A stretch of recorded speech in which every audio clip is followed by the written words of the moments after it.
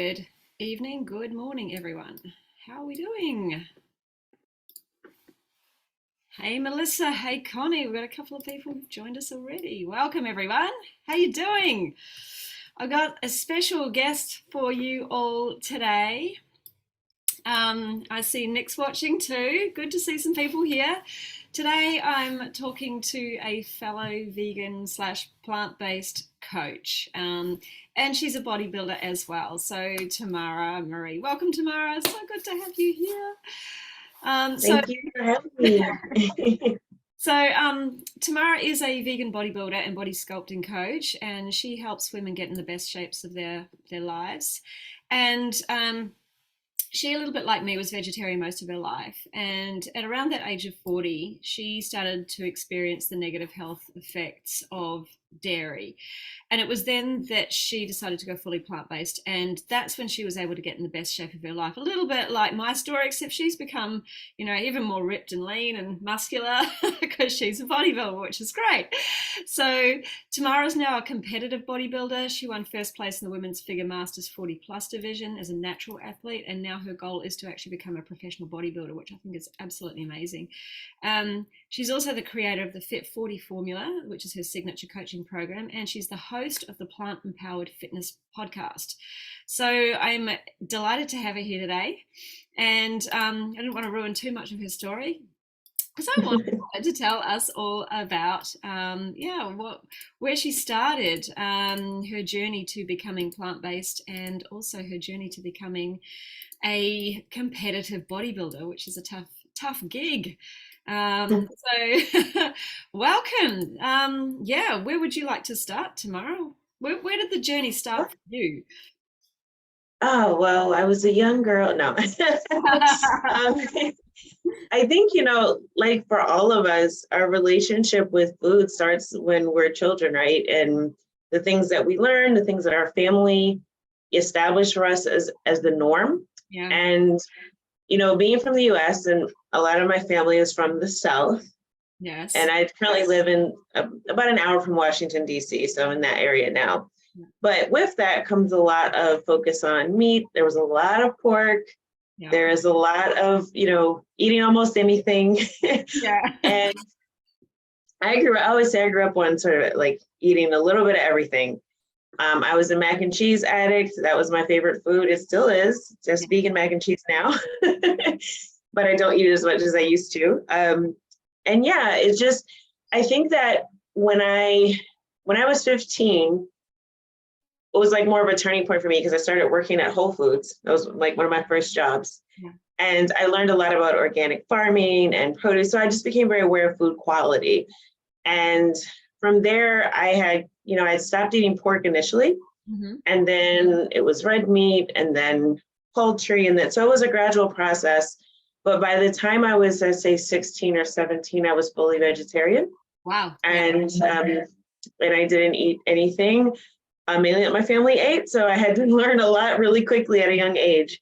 And so, it's funny, people always ask me being vegan, they're like, oh, you must be so disciplined, or it must be so hard for you. And I'm like, I've spent most of my life kind of eating differently. So it's not really new to me being vegan now. So yeah, that's really how it started. It really was a gradual process. Mm-hmm. But the thing that has been key to me throughout my journey, when I finally did decide that I would be intentional about being completely plant-based, because I wasn't really eating a lot of cheese or anything. Like I was mostly, like I'd already moved to like almond milk and different plant-based milks. And it was really just like an occasional pizza Friday. And I just kind of said to myself one day, wait a minute, I'm already mostly plant-based. Like, why don't I just state the intention and just kind of make that decision to be firm about it? And I did. So each step of the way for me, it was always about making the decision. Yeah. It was never about willpower. It was never about discipline. Now, it was somewhat about options. We can talk about that in a minute. But I think that once you make a decision, everything else just becomes so easy because there's no more humming and hawing over, well, am I going to eat that? Or am I going to drink that? Or am I going to have that? It's just not what I do anymore. And I think that's the thing people don't realize because they perceive me as disciplined, and I don't perceive myself that way. I just perceive myself as a decision maker. And once I make a decision, I don't recontemplate it. And that makes things so easy. Yeah, that's So, what so yes. it's about making that decision. It's making that commitment to yourself, but deciding that that's who you are. That's who Yes. your identity. So what was it that was driving you to make that decision for yourself? There were multiple things. Part of it, like I said, was a practical realization of that I really just was already mostly there, but I just was wishy-washy about it, and that I know like people listening to this might resonate with being in that space. When you're not firmly committed to something, whether it's a job or a career, relationship, or any decision, like you just feel like there's something humming under the surface that doesn't go away. Yeah. It's like this cognitive dissonance. It's sort of like unresolved. Yes. And so it was actually in a meditation one day. It was somewhere early in the pandemic. And I was on this like virtual meditation retreat. And it was during like an hour-long meditation, which I did not think my ADHD brain was capable of, but alas, I did it. But it was during that experience that it sort of just arose to me that, you know what, you really don't have to harm other living beings to feed your body, to fuel yourself, because you have the good fortune to live in a place where you have options, you have the resources to get whatever you want. So why would you choose to put that in your body? And why would you choose to fuel your body in a way that harms other things? Wow. And it was a very clear moment. And from there, I was just like, okay, let's go. This is what I'm doing now. Let's go all in. And I haven't turned back since. Oh, that's amazing. Yeah, I love that. That's just it's like getting messages from our soul, from the universe, from God, whatever you want to call it, about what is true for us, and just making the decision to act on that. And so, did you go plant-based before you turned to bodybuilding? Yes, 100%. And I love saying that too, because there's this notion out there that athletes, whether bodybuilders or any other athletic endeavor, that, they were eating meat most of their life and they built their muscle with meat and then they became plant-based later. I wasn't even thinking about bodybuilding when I made this decision. I was happy at home. I was like in my little bubble. And one of the things that I sought out, because also I was kind of very sedentary, I was working from home, I was like, I need to be fit. Like I need to move my body. I'm not doing anything. So actually at that point did join like an online coaching program that was specifically for vegans, because I said, I need to do this the right way as a vegan. Yeah. And it was through that process that I, for the first time, really started lifting weights. Like I had done machines before at the gym, like I had played around with that. Like I had done the Zumba classes. I was a Zumba addict. From there, I started dancing salsa because I was into Zumba. That was my experience at the gym before. Yeah. And I had only gone before because I was trying to be a gym buddy, a friend of mine that was trying to lose weight. So I really, besides running track in high school, I really didn't have much of an athletic background, to be honest. And I was really just trying to get back in shape. And when I started lifting weights, very quickly, people started to notice the changes in my physique. How old you were when you decided to start doing this? I must have been 39-ish. I mean, it was like right before, it was all happened pretty quickly, like before I turned 40. Yeah, okay. And I was sort of like in this space of just starting to lift weights. And at that time, I was mainly at home because the gyms weren't even reopened yet. Yeah. And I remember like the first time I did like a real like strength training workout, and my legs felt like rubber. I was like working out in my basement. I couldn't even walk up the steps. I was doing Bulgarian split squats. Oh God, yeah. 4 sets of Bulgarian split squats after having never ever worked out at all. And I remember trying to walk up my steps and I was holding the railing like, oh my gosh, my legs are rubber. They're gonna fall. I was like a baby giraffe. And so it was really funny. Like I was new to the whole thing. And then when I started going to the gym, I learned how to squat. That took me a while just to get the mobility to be able to do it properly. And I just like took to it like a fish in water, and people were like, oh, are you a trainer? And I was like, no, I just started working out 5 minutes ago. Like I just learned how to squat yesterday. And a friend of mine who used to be a personal trainer saw me out, and he says, well, how long you been lifting? How many years? I was like, years? I was like, you mean months? It's like, that quick. he's like, Wow. so he may have said a few 4-letter words to me. Yeah. And I didn't know why he was upset. I was like, what is the problem? He says, oh man, you've got like your muscle bellies and all. And he was saying words I didn't understand. I was like, what are you talking about? He goes, you missed your calling. I was like, what do you mean I missed my calling? I'm not dead yet. What do you mean? He was like, you should have been a bodybuilder. And I'm like, why are you saying that? So I'm thinking, and this was like before my 40th birthday. It's probably the year before. And I remember him saying that, and it stuck with me. I wasn't taking it seriously at the time because I was like, I don't even know what bodybuilding. I thought it was just Arnold Schwarzenegger and, people on steroids going, Yeah. I had no concept.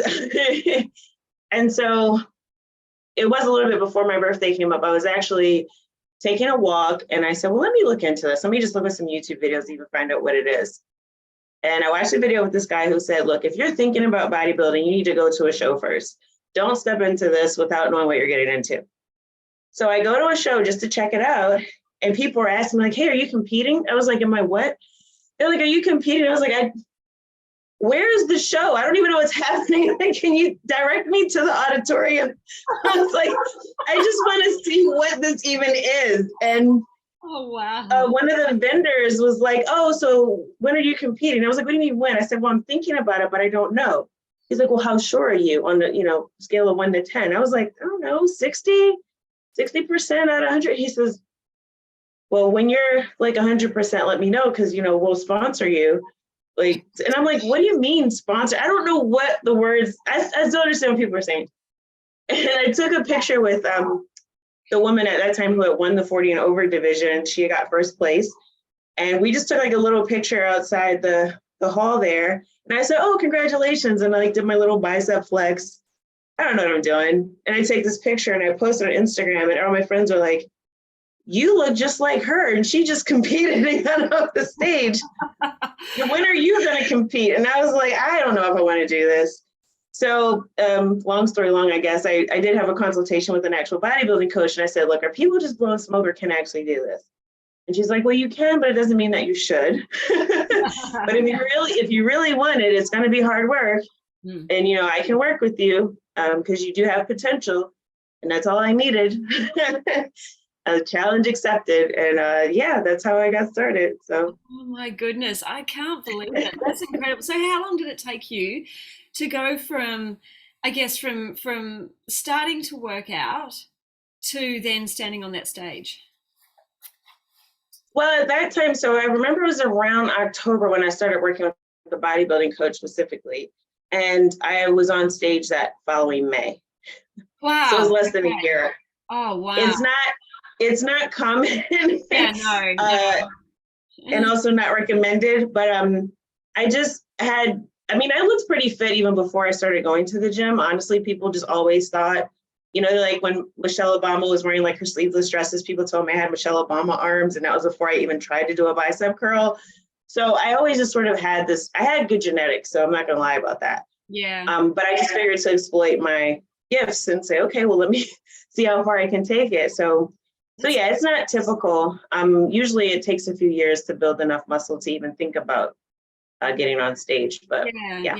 I've listened to a lot of Kim Constable's podcast, the Sculpted Vegan, and I've heard her talking about, how long it took her to build her muscle, over time, and the work that it takes and the food that it takes and the intention that it takes. So I know that you must be very, very gifted in this space, and it's probably an amazing thing that you've finally stepped into them. Okay, so Sandy's saying, wow, this is awesome. How did you meet? Sandy, we met through Stephanie Harter. We've both worked with Stephanie Harter as a coach ourselves. So beautiful. So Tamara, tell me, what would you say are some of the toughest things that you have faced on this journey to getting to where you are now? Wow. Well, I actually did an episode of my podcast about this because people kept asking me this question, but the sort of succinct version of it, I always would say it's one of the hardest things I've ever done. Getting on stage the first time. Yeah. And some of it's for very obvious reasons, and some of it is it's less obvious. So I'd say a lot of this sport is about mindset. And I know that sounds sort of like, I don't know, cliche, but the fact of the matter is you're pushing your body to this point that it's never been to before.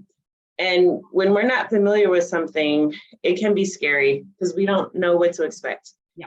Good or bad or indifferent, right? It's just unfamiliar. And so that's why it was really important for me to have a coach, because I needed another pair of eyes that was objective, because I could not see myself. Yeah. I remember 4 or 5 weeks out, I was like, what am I even doing? I don't belong here. I'm not going to be ready. I'm not lean enough. You know, it's just all the things that go through your head. And she's like, oh, if you feel like that, you're perfect, because everyone feels like that at this point. Keep pushing, you know? And I was like, okay, she called it the suck. I don't like the youth call it, but it is, it's a challenge. It's a challenge. And I was joking, saying getting on stage was the second hardest thing I've done. The first hardest thing was having 23 hours of labor and pushing my son out. So it's an intense experience. And it's mainly because your body, and especially for women, our bodies want a certain level of body fat, and your body is literally fighting you. It's telling you that to stop for health. I mean, for health reasons, right? So there's always a trade-off. I don't care what sport it is. There is a trade-off between health, longevity, and performance. Yeah. And as much as building your body and being a lifestyle bodybuilder is a healthy endeavor, to get ready for stage is a level of performance that is abnormal in day-to-day life, and your body knows it. It's not anyone that you see on stage, and I want to say this for anyone who's even thinking about or even admiring sort of what we do. I love the sport because I have genetic potential for it. I love pushing my body to get to that point, but I also realize being on stage is such a small part of it, and it's a fleeting moment. So your body is not meant to stay like that. So anyone that you see that their, profile pictures of their stage photos, they don't look like that year round. Yeah. They can't. Yeah. Because it's not a healthy, especially for women, seeing your abs all of the time is like not the healthiest place to be, because our bodies need to have a certain level of body fat, a higher body fat percentage than men. So, so it's a very temporary state to be in. But the reason we do it is so that you can see the muscle definition, you can see that hard work, and that's what we're judged on. And it's very, very specific to the sport. But then afterwards, we gain some of that body fat back. We get off the stage so that we can live normal lives. So most of bodybuilders' world is not the photos, although, we love our photos because we work so damn hard to get to the stage. But most of the lifestyle is not that. That's just the culmination of lots and lots of hard work. Yeah. Do you come off the stage and do what I see a lot of bodybuilders do and go straight for the pizza or the big greasy meal afterwards? That is so I will say, like they say, like, go have a celebration meal. And I did do that after my first show and my second show, actually. But what I found was after my second show, because I came in leaner, that one celebration meal turned into like a celebration weekend, and then turned into like a week. So this idea that you reverse diet after a show is, I know one person who has successfully done it, and that was after her third season. Yeah. And she goes, this time I think I finally nailed my reverse diet. The ugly truth about most bodybuilders is they do binge after. Yeah. And it's actually really unhealthy, because when you get that lean, it's if you're familiar with eating disorders, it's something that can happen in that as well, that you have this refeed syndrome because your body has been so deprived. And if you binge after a show, you can end up in the hospital. Yeah. And actually, my first coach, she said that happened to her husband because he was competing and he went and ate a lot and he had to go to the hospital because his gut was so out of whack from him, like you said, doing the slamming the pizza. So I this time around, I'm really shifting my perspective on it, because first, my season is going to be a little bit longer. I do plan to do at least 4 shows this season. And because of that, my mindset is I'm still competing.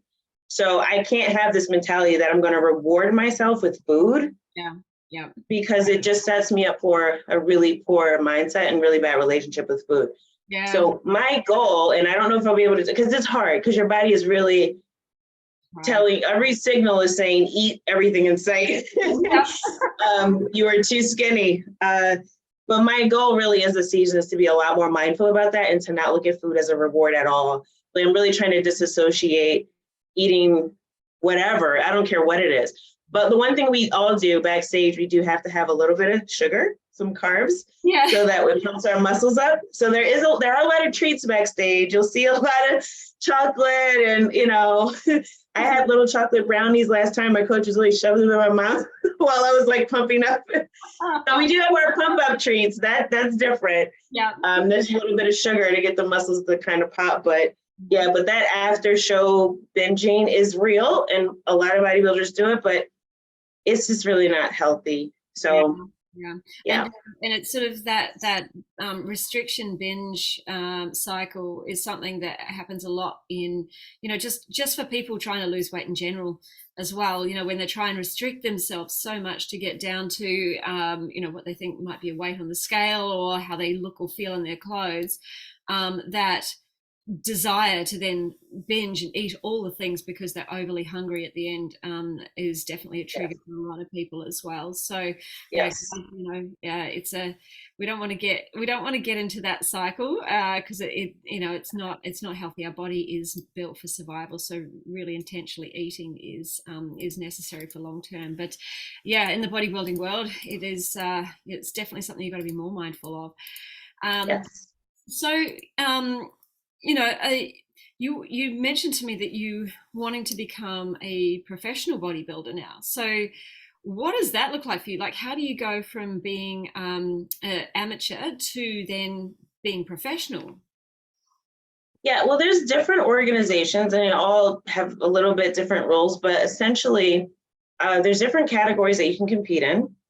And there are some natural organizations that actually are drug tested. And then there are some that we call more enhanced bodybuilding where they don't test. So, there's all types of performance enhancing drugs, PEDs, that folks use in those leagues. But the base of how you go from amateur to pro is pretty similar in each one. So you enter into whatever category suits your physique. And if you win in that particular category, then they usually will do like a head-to-head. So let's say I compete in women's figure. So there's women's bikini, there's women's figure, there's women's bodybuilding in some organizations, and a few other categories. There's wellness. So there's a lot depending on how your physique looks. But let's say there's 2 different figure categories. What is the physique versus, say, the fitness, versus the bodybuilding? What is the difference, just to start with? It's so hard to say because I feel like the physiques are changing so much. Like, it used to be that bikini is the so-called entry-level division where it's a lot more pageantry. It's a lot more about how you pose. I don't want to say it's more of a beauty pageant. It's also a beauty pageant, honestly, a beauty pageant with muscles. Yeah. But bikini is supposed to be a certain level of muscularity. So, your muscle size. But it's sort of like the lowest in terms of like the amount of muscle you need to have to compete. Figure would be the next step above that, where you're expected to be a little bit more muscular, a little bit more conditioned. And they also look for the shape. So they're looking for like this V taper. So broad shoulders, tiny waist, and then also that you have some muscularity in your lower body. Legs and glutes. Glutes are big in bikini. So if you see any bikini girl workouts, it's all going to be about the booty. Yeah. And shoulders. So it's like having the nice shoulders and how you pose. Yeah. So to kind of show off your muscles, if I'm just standing here, it's fine. But if I'm posing, you kind of see more definition. Yeah. So that's really what it is roughly. And then like wellness is similar to bikini, except for they're much more muscular in the lower body. Like if you see a wellness girl, they got big quads. They got like massively beautiful quads. And then bodybuilding, fitness, those are a little bit different depending on the organization. But what I've noticed, especially in the non-natural leagues, is that the bikini girls are very, very muscular. Yeah. I mean, the level of muscularity is just really increased in the sport. So it's really hard to say, like when you see a competitor, you might think, oh, she's at this level, but you really, can't tell sometimes. So physique and bodybuilding would be like the most muscular. They're the ones that get to go out on stage barefoot like the men. The rest of us have to wear heels. Yeah. Yeah. So, and the posing is different for each one too. So, yeah. My ex-husband used to bodybuild many years ago. He competed in I think 2 or 3 competitions. And so I used to go along to the shows with him then too. And back then it seemed like it was a very clear division between the figure, the fitness. No, what is it? The bikini, Yes.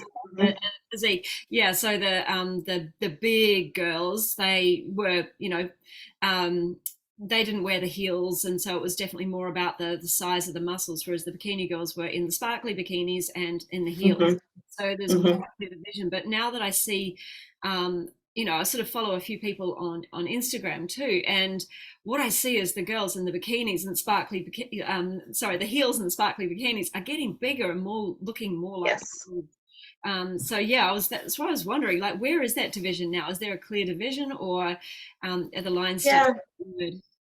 There's clear criteria, but I do think it's starting to get a lot more competitive because the sport's just evolving. And I do think in the leagues where people are using PEDs that it's almost like impossible to catch up. Like I would never compete in figure in a non-tested league because I just wouldn't have the size. And I also don't want the size. Like I don't want to look, that's not the aesthetic that I want. Yeah. So it's not even a goal for me, but I just wouldn't be competitive. Like if you look at the figure girls in like NPC, for example, IFBB Pro, they are much larger than like in the natural league. Same thing with the men too. If you look at the natural leagues with the men, you see like the Arnold is like the freak show, and then you see the natural athletes that look really, developed and muscular, but they're just not massive, So that is a division sport, but to get from amateur to pro, essentially you have to, win your division.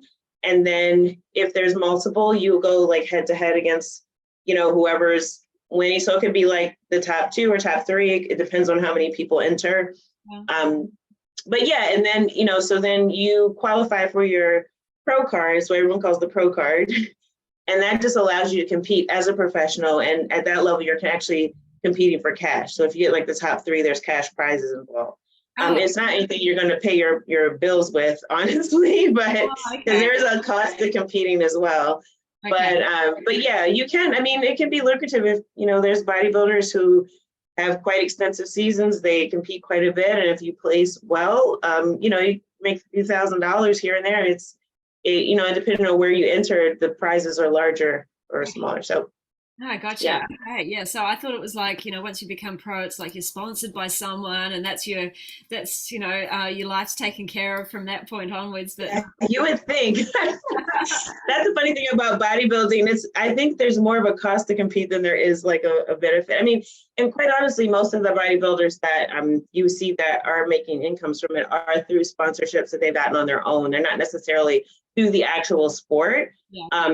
Of bodybuilding. It's just that because they're pro, then maybe there's a company, that does vegan protein powder, say, okay, I'll sponsor you, and you'll be an influencer. But it's usually on those types of deals where bodybuilders will make their money as pro. For me, it's a goal of just showing that I can get to that level and compete at that level. And so that's just my next step, to see, like, if I can qualify, so my whole mindset this season is to be undeniable. Because I was really close to getting my pro card last time, right? Wow. And in my first season. So I'm really kind of glad I didn't get it, because now I have a goal to shoot for this season. But it's really this mindset of, okay, I am going to do what a pro would do, because that's the level that I want to be. And once I get there, then it's like, okay, we'll see where the next step is on the mountain. But for right now, it's getting from doing well, knowing that I belong in the sport. Because at first I just wanted to see, can I even get on stage? But now that I've proven that to myself, and I belong there, I did well. So the next step is, okay, well, let's, bring a better package to stage. And with the goal of bringing a pro, I want to bring a physique to stage that looks like pro, because I can't control whether or not I get it. That's up to the judges. So my goal isn't necessarily to like get my pro card, because I don't have control over that.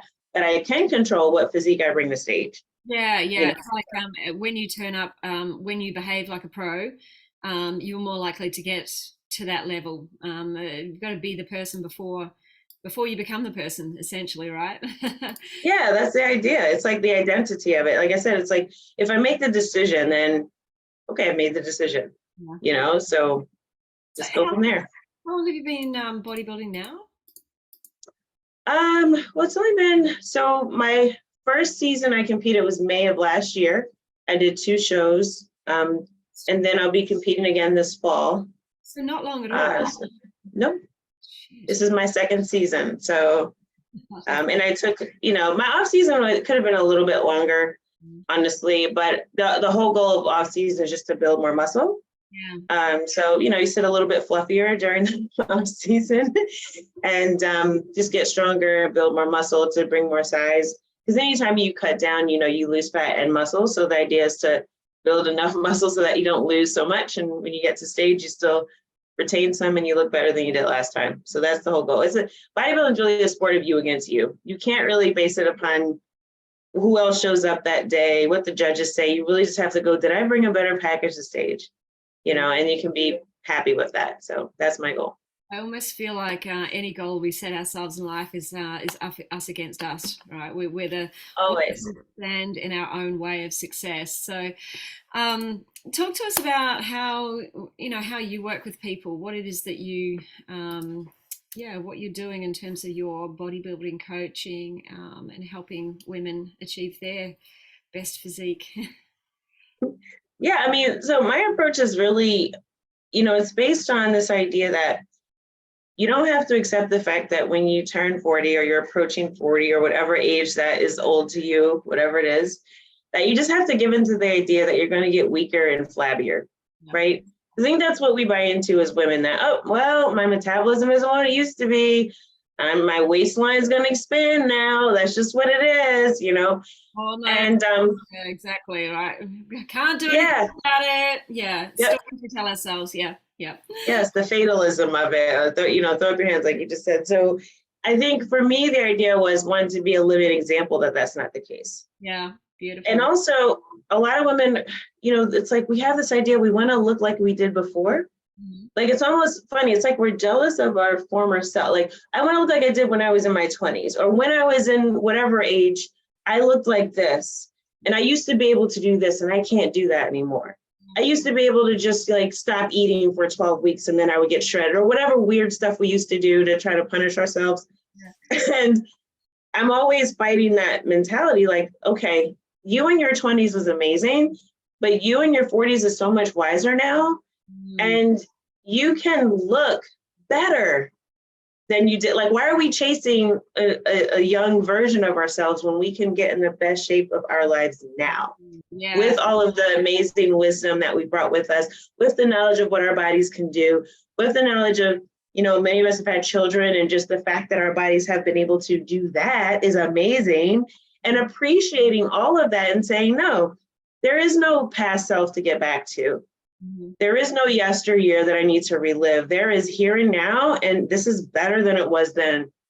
And showing, just as an example, and then showing this is how I did it, that you can do the same thing. And you don't have to be chasing this physique that looks like you want to get on stage, or looks like you did when you were 21. Like, you really just need to look at, I can get in the best shape of my life right now. Mm-hmm. And also that you don't have to punish yourself to do so. A lot of us have this relationship, because most women I work with, it's not the first time they've tried to get in shape, lose weight, sculpt their physique. And I focus more on the sculpting because, you can lose weight all day and you're just going to be a skinnier version of the same body. If you don't intentionally sculpt how you want your body to look, you're just going to be a smaller version of you now, which may or may not be ideal, depending on where you're starting from. And so I say, the idea isn't just to get skinny. Just, you want to get strong, and you want to intentionally sculpt the body that you want. It's like you have this piece of stone and you start to chisel away at it like a sculptor, and you're creating something beautiful, and you can do it with strength training, So that's really my focus, is helping women not give into that we have to punish ourselves, that we need to look like we did when we were in our 20s. Like, that was some ideal thing. Like, I don't know about you, but I was much dumber in my 20s than I am now. And I was much unhappier too. Like I didn't even like the way I looked in my 20s. So I don't want to go back to that. That's when I was struggling the most. Yeah, and it's funny, like I've seen people post, it was like, I think it was a meme or something. There was like a picture of someone when they were much younger say, I wish I wouldn't have spent all this time when I was in this body thinking I was fat, you Mm, know? And it's just like your mindset was different, your goals were different, your life was different. And another thing I'm really big on is you don't have to spend all day every day in the gym. Like yeah. I do not go to the gym every day. Like I have rest days still, you Mm, know, and when I go, I'm like in and out, I get my workouts done. I'm not there for 2 hours. Okay. So it doesn't require that. And also like it has to integrate with your family and your life and your friends. So beautiful. I'm big on like, how do you cook for your whole family when your husband's not vegan and your kids want to eat McDonald's because that's where your husband takes them when you're not around, even though you're trying to eat healthy? How do you cook for your whole family and sit down and have a meal together? So you're not the weird person going off with a Tupperware container, eating in the corner, and your family's eating something else. You're like, this is nasty. You're just going to feed me kale and tofu every day. Like, so Yeah. the whole idea is to integrate into your lifestyle so that you can't, because many times as women, we're not just responsible for ourselves. You Yeah. know, we're responsible for feeding our families, for our partners, unless you're that rare, amazing woman who has a husband who's a chef and cooks for you. I'm a little jealous of you, but other than you, few lucky souls, most of us, like, we're the ones who feed the family. We're the ones who feed the kids. We're the ones who feed ourselves. And often we are the ones who neglect ourselves. We're the last people to eat. We're like, oh, we gotta make sure everyone else is okay.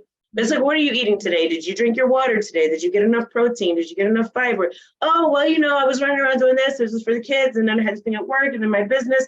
And we neglect ourselves. Yeah. And so the idea is like, how do we integrate all of that into a lifestyle where you're healthy mentally and physically? You look the way you want to look, you have energy, you're Mhm. not starving yourself, you're not depriving yourself, your food tastes good, Yes. and you just feel good. And it's simple. It's not a struggle. Yeah. Yeah, and that's the other thing I tell people, it's so easy. The number one thing that clients who have had who have been converting to plant-based, who weren't plant-based when they came to me, was they were like, I didn't realize how easy it would be and how good the food was. Yeah. I Because know. they came in expecting to suffer Yeah. and expecting it to be hard. Yeah. And I go, nope, it's simple and it tastes good. Mhm. So what's your excuse? So funny, yeah. People don't know what they're missing until they actually start making the commitment to themselves. So Exactly, exactly. beautiful. Okay, so if there's anyone out there watching who wants to grow a few muscles, by all means, come and follow Tamara. So tell us how people can get in contact with you or find you. If they do want to, start building some muscle. Yeah, so I post a lot on my business account is at Plant Empowered Fitness. That's where you'll find my podcast, everything on Instagram. Um, and I do have a lot of tips there. I've interviewed some other bodybuilders. So we give you tips on, like, let's say you want to build good shoulders. We have like a whole episode about that with a pro athlete. We talk about how to get your protein because that's what everyone asks. So, and I actually have a protein calculator on my website because that's like the number one question I get asked. Like, what do you eat? How do you get your protein? And I always say that's the wrong question because my physique is different than yours and my goals are different than yours. You want to know how much protein you need for your goals and your physique and where you want to go. So I have a calculator on my website. So if you go to plantempoweredfitness.com /calculator, there's a way you can just kind of put in a few details and then I will give you a custom like range of protein that you should shoot for every day to meet your specific goal. And yeah, and if you like from there, we can have a chat about it because the next question people usually ask is, well, where do I get it from? Yeah. So I like to kind of talk through that and give you some options of things that work for you because some people don't like soy, some people, I'm not going to eat a Beyond Burger, things like that. So we just kind of work through what are the best options for you as well. Brilliant. Okay. That's awesome. So plantempoweredfitness.com is your website, and if then the Yes. forward slash then protein calculator for the protein calculator part, or Yeah, slash calculator. Mhm. calculator. Okay, yeah, I'm sure if you go to the website, you'll be able to find that there. And Plant Empowered Fitness on Instagram, and Yes. follow her there. Anywhere else? Your podcast too, Plant Empowered Fitness. Look Yeah, at and that's available wherever you listen to podcasts. You can just search for Plant Empowered Fitness, Tamara Marie, and it should come up under there. So Yeah, I think what I'll do is I'll put some links in the comments to this video as well, so that people can find you and follow you as well for more, help building, sculpting a healthy body. yes. Yes, and the whole thing is being strong and not just being flabby. It's not skinny and flabby we're after. So it's after lean and strong No, and beautiful, because you can be feminine and strong at the same time. absolutely, and I say that I think it's the same with our mind. I see the strength of our body being like a reflection of the strength of our mind. We Yes. can have a strong, healthy body, or we can have a weak and unhealthy and sick body, and our mind tends to reflect what is happening in our body as well. So let's all aim to be the strong, empowered, plant-powered versions of ourselves. So, um, just to, I guess, just to finish up, like, what advice would you have for people who might be struggling with either getting themselves moving, like just making that change, like trying to get themselves to start moving or trying to get themselves to start changing their diet? Like, what's the best advice that you could offer to someone? Or what are your three top bits of advice? I don't know, just whatever you'd like to go. Some advice for people. Yeah. Yeah. I mean, I think overall, like we talked about earlier, it's really about making a decision. Yeah. You have to make it a non-negotiable, and you also have to make it simple. Like, it can be simple and it can be fun. So if you're trying to get in more steps, don't make it a thing where you have to go to the gym and get on a treadmill and do cardio. I say that as I'm walking on my desk treadmill, but like, you don't have to go and run. And you could say, I'm going to take my children and my dog and whatever, and we're going to go on a hike and we're going to spend the day outside.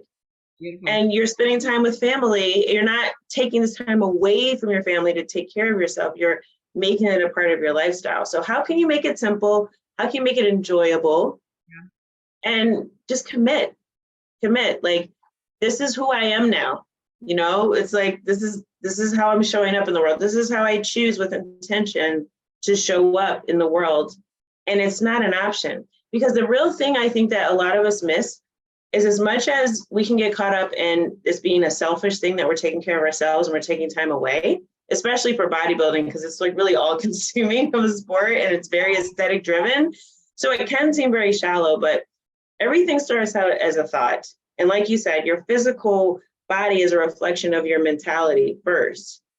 But also, if we don't take care of ourselves, we can't take care of anyone else. Mm-hmm. Yeah. So if you haven't got your health in order, if you're sedentary, if you don't feel good, you don't like what you see in the mirror, it affects your energy, it affects how you show up for those other people in your life that you want to take care of. So taking care of yourself is not selfish. It actually enables you to be able to show up for other people. So if you don't want to look at it as something you're doing for you, think about, you're doing it for your kids, you're doing it for your partner, you're doing it for humanity, whatever. Because a lot of times as women, we do get very caught up in that, but taking care of ourselves enables us to be able to show up for other people. So just choose to show up for yourself. Yeah. So you can show up for others. Yeah, I say that we can't give to others from an empty cup. We need to fill our Exactly. up first. And when we do it from a place of feeling full ourselves, we're doing it because we want to do it. We're not doing it feeling like we have to do it. Right. Like giving to others, and we don't feel drained doing it. We don't feel resentful giving to others as well. We do it with a much more loving attitude. So amazing. All right. Absolutely. Make it fun, make it simple, commit. Yeah, was it fun? Make it fun, make it enjoyable, make it simple, and just make the commitment. Yep, exactly. Make the decision. Yeah, that's the decision is the key. Beautiful. Well, it was awesome chatting to you today. I'll just see if anyone else has got any questions. Does anyone have any questions, guys? Thank you for all joining us today. It's so great to see so many people here. If anyone's Yeah, got, and thanks for having me. I appreciate the conversation. It's always great to be able to talk about this stuff with people who care about it and care about themselves and want to be better. So I love, especially being plant-based. So yeah, exactly. So yeah, if anyone, I know the comment section on here is a little bit slower than is actually streaming. So quick, type your questions in, guys. delay. Yeah, Sandy. She's all right. I knew Sandy would have a question. Because she's a trainer as well. She said, "Are you vegan or whole food plant based?" So how would you describe that? Oh, I'm gonna say, Sandy, I hate labels of all kinds. That's one of the things that makes me cringe because there's so many. Those are both of can be very charged terms. Yeah. I would just say that I'm plant-based. I'm not going to get into the debate about like what's a whole food, what's a processed food, what's an ultra processed food. But I do, stick to what's the healthiest for me and for my family, because I think that it just helps your body recover better, when you choose high quality foods. So I'm always about what's high quality, but also keeping in mind my specific macro goals might be different from other folks. So yeah. Yeah, totally. Yeah. Like, if you are aiming to be a competitive bodybuilder and a professional competitive bodybuilder, your requirements for protein and things like that are going to be a lot higher than the average person. So, you need to probably turn to some processed foods in order to get that. But I think I don't like labels so much as well myself, because it gets people too focused on the rules, and then if It you does, yeah. rules, then I do. It's funny because like I have to say the words because I know it's like a shortcut and people understand what they mean. But I think that, I mean, being plant-based vegan, it's all right. You're already a unicorn. Why make it more? Why do we have to divide our community up into all these little camps of like whole food, plant-based? My favorite is the flexitarians. It's like, what are you even doing? Like, why do you even need a title? Just eat what you want to eat and don't tell anyone. Like, I just, because I've had so many different, the evolution of how I've eaten throughout the years has changed so much that I just tell people, don't worry about me. Really, it's not really what I put in my body is what I choose to. Like, please don't like try to keep up. yeah.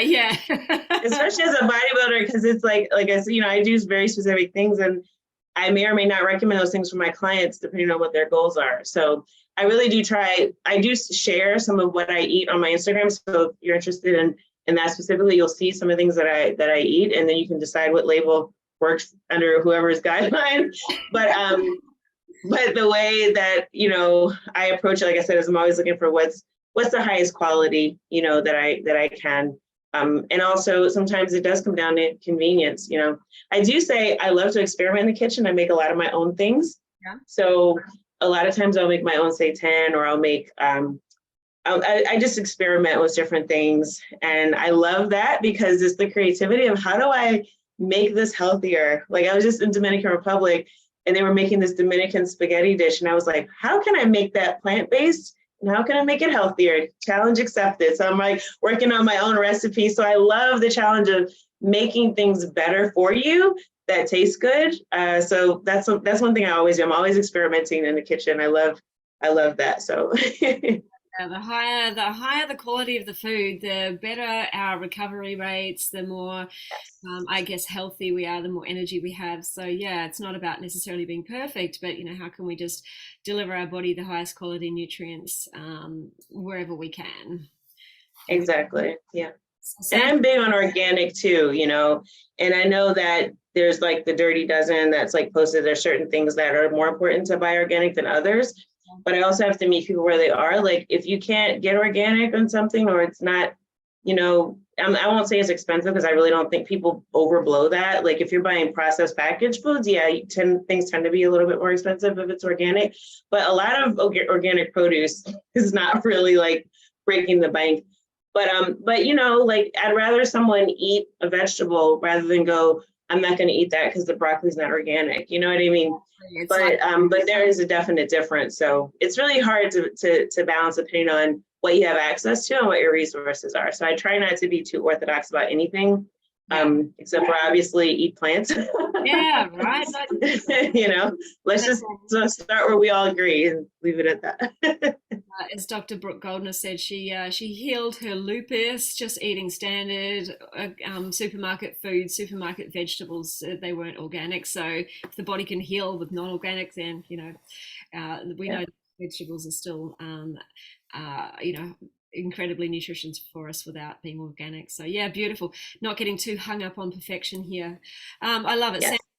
Sandy's going to check out your website now. So amazing. Okay, well, thanks so much for joining me today. And yes, it was great, great having you here. And I hope everybody watching has been able to get something out of that. I've got a few people coming on and liking and loving it so far. So yeah, thank you so much. It's been a pleasure. And yeah, hope you have a wonderful day. How's that?